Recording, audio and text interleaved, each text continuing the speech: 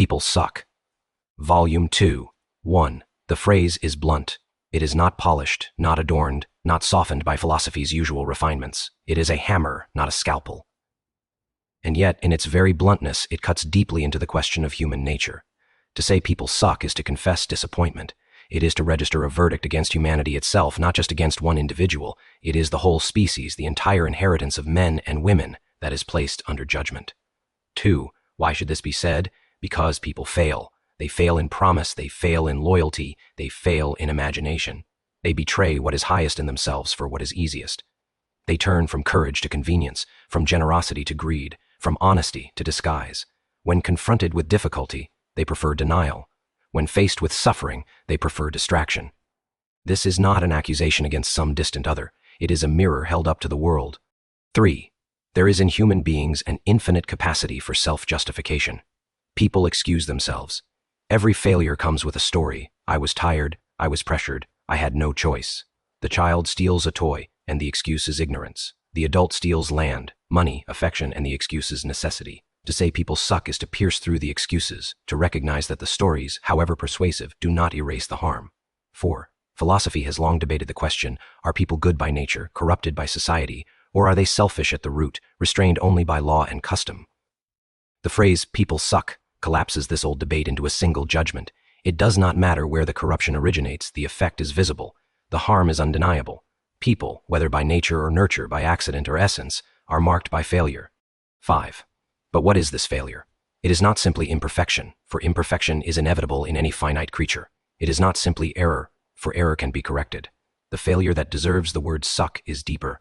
It is the repeated, willful, turning away from what is good, even when the good is known. It is betrayal of conscience. It is the stubborn persistence in mediocrity when greatness has been glimpsed. 6. Consider friendship, how often it collapses under the weight of neglect. The calls not returned, the silences unexplained, the disappointments allowed to harden into distance. People suck at friendship because they demand of others what they do not offer themselves. They expect loyalty without sacrifice, intimacy without risk, presence without patience. And when the relationship frays, they blame the other, refusing to see that they too failed to nurture the bond. 7. Consider love. The poets celebrate it as the highest of human experiences. Yet how often does it reveal itself as possession, jealousy, or fragile illusion? People suck at love because they confuse desire with devotion. They seek to be completed by another rather than to stand beside another in fullness. They want love to heal what they will not confront within themselves. And when love fails, as it so often does, they declare themselves betrayed, though they were unprepared for love's discipline from the start. 8. Consider politics. Here the verdict is most obvious. History is a ledger of ambition cloaked as duty, violence disguised as justice, greed baptized as progress. People suck in politics not only because leaders corrupt themselves, but because the masses permit it. They cheer for their tribe, they excuse the cruelty of their chosen rulers, they prefer spectacle to truth. The corruption of the state is possible only because of the corruption of the citizen. 9. And yet, here is the paradox. The same people who suck also create. They write symphonies, construct cathedrals, compose poetry, establish hospitals. They give to strangers, they risk themselves for causes. They endure suffering for the sake of the weak. How can this be?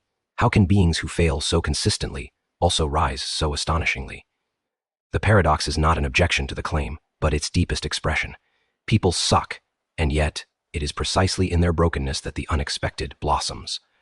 10. The truth is that human creativity flows from the same wound that produces cruelty. People suck because they are restless, because nothing satisfies them, because they are tormented by desire. But that same restlessness drives them to invent, to imagine, to reach beyond themselves.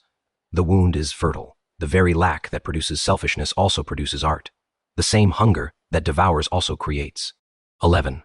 Still, the phrase does not let us off the hook. To say people suck is not to romanticize the wound, but to insist upon its consequences. For every cathedral there are countless wars. For every poem there are endless betrayals. For every act of generosity there is a background of neglect. To be human is to live in contradiction, and the contradiction cannot be smoothed into harmony. 12. Children are sometimes invoked as innocents. Yet anyone who has watched them fight over toys, manipulate parents, and erupt in rage knows otherwise. Even here, in the cradle, the selfishness appears. Innocence is an illusion projected by adults longing for purity. The child, like the adult, must learn discipline, must be taught to share, must be instructed in patience. The difference is only one of scale. People suck early. and without instruction they only suck more elaborately later. 13. Religion, too, bears witness to this truth. Every tradition, in its own way, acknowledges the fall, the sin, the failure. Whether it is called original sin, ignorance, illusion, or karma, the recognition is the same. Humanity is bent, crooked, restless, lost. The rituals of prayer, sacrifice, meditation, law are all attempts to counter the truth that left to themselves, people suck. 14. Philosophy often dreams of reason as salvation. If only people would think clearly, they would choose well. But history gives no support to this optimism. The most educated have justified slavery, war, and cruelty. Intelligence refines selfishness, it does not erase it. Rationality itself can become a weapon, sharpening greed into policy, structuring injustice into law. 15. So is despair the only answer? If people suck, must we abandon all hope? Not quite. Despair, too, is a temptation, another way of excusing ourselves from the work of living.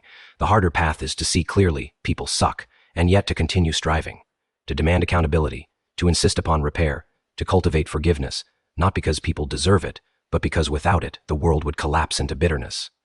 16. Forgiveness does not deny the suck, it names it. It says, you failed, and yet I will not let your failure be the final word. Forgiveness is not forgetfulness, it is resistance. It resists the spiral of vengeance, it resists the weight of despair, it acknowledges the truth of harm, and yet insists upon the possibility of renewal. 17. Humor, too, is necessary. To laugh at the absurdity of human selfishness is not cruelty, it is wisdom.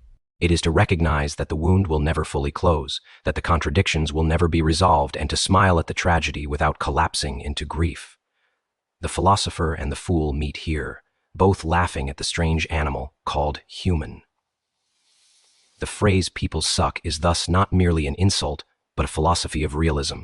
It demands that we abandon illusions of perfection, that we refuse to idealize ourselves or others. It reminds us that disappointment is the rule, not the exception. And yet, precisely in this realism, it calls us to a deeper engagement.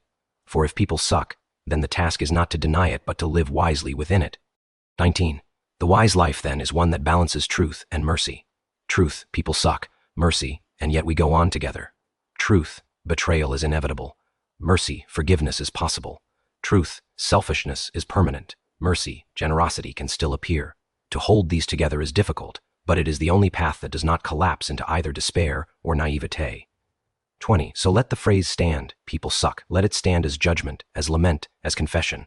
But let it not be the final word, for within the suck there is also striving, within the wound there is also creation, within the selfishness there is still the possibility of love. To be human is to fail again and again. To be human is also to rise, unexpectedly, against the weight of that failure. Both are true. Both must be spoken.